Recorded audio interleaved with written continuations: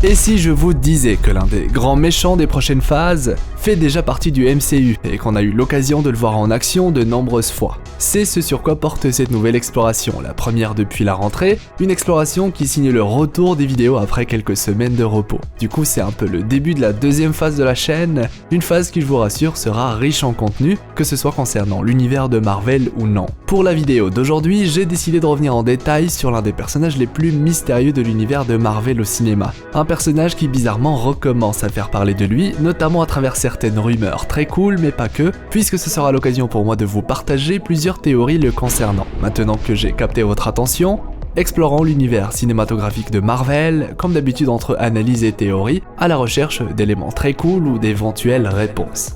Bon visionnage.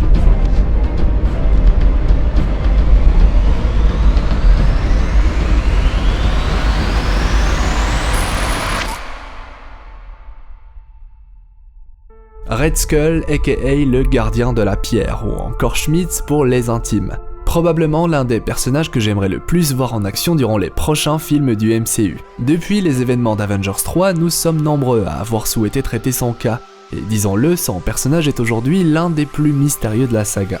Un personnage important qui plus est, et qui depuis son évolution, ou malédiction pour être précis, a gagné énormément en popularité, devenant automatiquement la convoitise de nombreux scénarios de fans.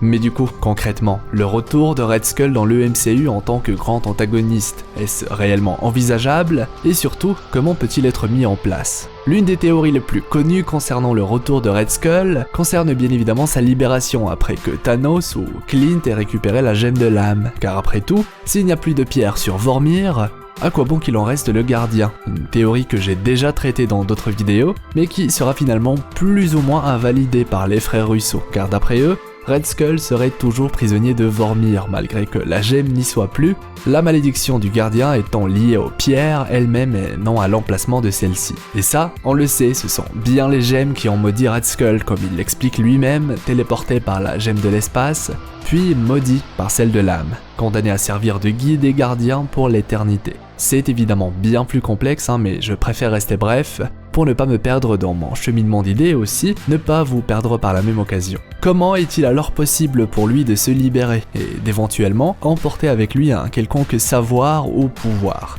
La réponse on la retrouve bien évidemment dans Endgame, même s'il est difficile à prime abord d'y faire attention. Et pour cause, le film est bourré d'infos qui fusent dans tous les sens, résultat il devient difficile de tout notifier. Ici, l'élément déclencheur est sans grande surprise Thanos lui-même, et plus précisément après avoir utilisé son gant pour la deuxième fois, dans le but de détruire les gemmes elles-mêmes, ou pour les réduire à l'état atomique si vous préférez. En bref, vous l'aurez compris, selon cette deuxième théorie du coup, la destruction des pierres libère Red Skull de sa malédiction. Elles sont à l'origine du phénomène qui l'oblige à rester prisonnier sur Vormir, et leur destruction permet en toute logique de rompre la magie exercée sur celui qu'on connaît aujourd'hui comme le gardien de la pierre de l'âme. Thanos aurait du coup été l'élément déclencheur qui permet à Red Skull de retrouver sa liberté, ou si vous préférez, l'ancien grand antagoniste de Marvel déclenche l'arrivée de la nouvelle menace. Alors, est-ce que la théorie est cool? Oui, totalement, même qu'elle me hype beaucoup. Par contre, c'est vrai qu'elle est légèrement farfelue, pour ne pas changer. Du coup, je comprends si elle ne plaît pas à tout le monde, même si j'estime personnellement qu'elle comporte de nombreuses idées vraiment très intéressantes.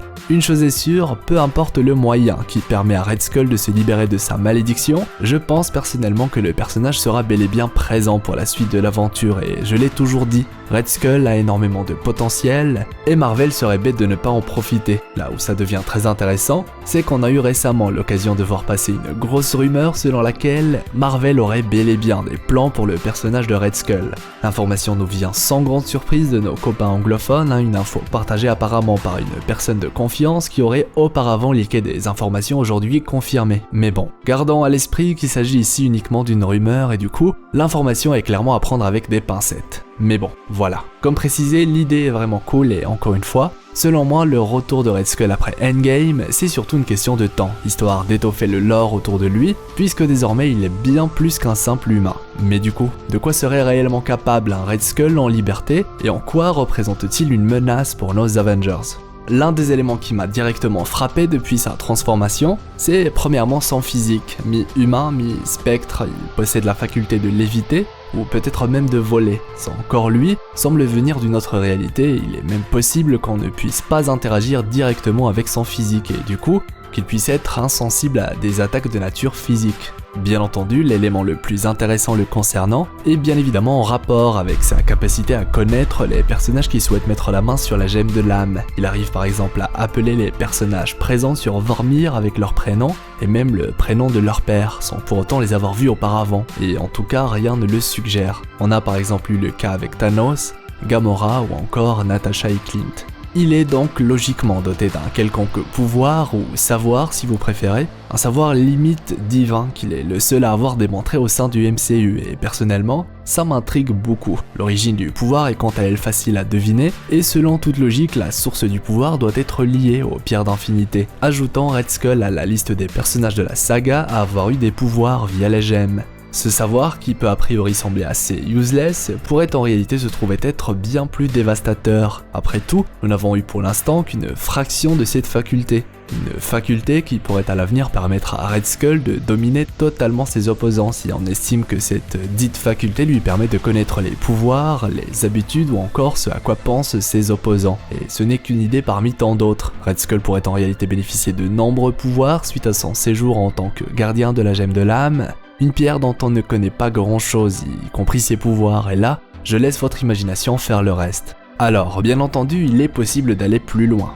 beaucoup plus loin, et lier la libération de Red Skull avec la destruction des pierres, mais aussi à la mort d'Odin. Si vous êtes familier avec les théories que j'ai déjà traitées concernant Odin, le père de toutes choses, vous n'êtes pas sans savoir qu'Odin est présenté comme le premier à avoir réuni les 6 gemmes de l'infini, en plus d'être le créateur de l'épreuve de l'âme, mais aussi celui qui aurait, grâce au pouvoir des gemmes, maudit Red Skull, du moins selon ses théories. D'ailleurs, le lien entre les deux personnages est très facile à démontrer, puisque Red Skull a toujours souhaité mettre la main sur les pierres, et qu'il avait d'ailleurs réussi à se procurer le Tesseract, soit la gemme de l'espace, via ses recherches sur Odin et la mythologie nordique en général. Le cube était par exemple caché derrière une fresque de l'Yggdrasil, l'Arbre-Monde, soit le centre des 9 royaumes, grand territoire dont Odin était le gardien. En bref, le lien entre les pierres, Odin ou encore la quête de Red Skull, c'est du sérieux et on le voit assez bien dans le film dédié à Captain America. Il n'est donc pas fou de se dire qu'Odin avait gardé Red Skull à l'œil durant tout ce temps,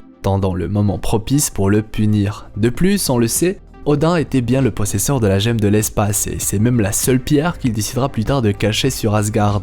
Et selon moi, vous l'aurez compris, l'idée qu'il se soit servi du cube pour téléporter Red Skull n'est pas si farfelue, surtout venant d'un personnage comme Odin. D'ailleurs, si vous n'êtes pas au courant, la fresque de l'Yggdrasil était cachée à l'intérieur d'une église qui elle-même se trouve dans le village de Tønsberg en Norvège, endroit dans lequel aujourd'hui sont établis les survivants asgardiens, dont Valkyrie. Et dans Endgame, on voit par exemple que le village en question porte désormais le nom d'Asgard. Bref, tout est lié et surtout cela confirme une nouvelle fois l'idée que cet endroit a toujours été surveillé par Odin. Après tout, ce serait bête de cacher une gemme de l'infini et de ne pas la surveiller un minimum.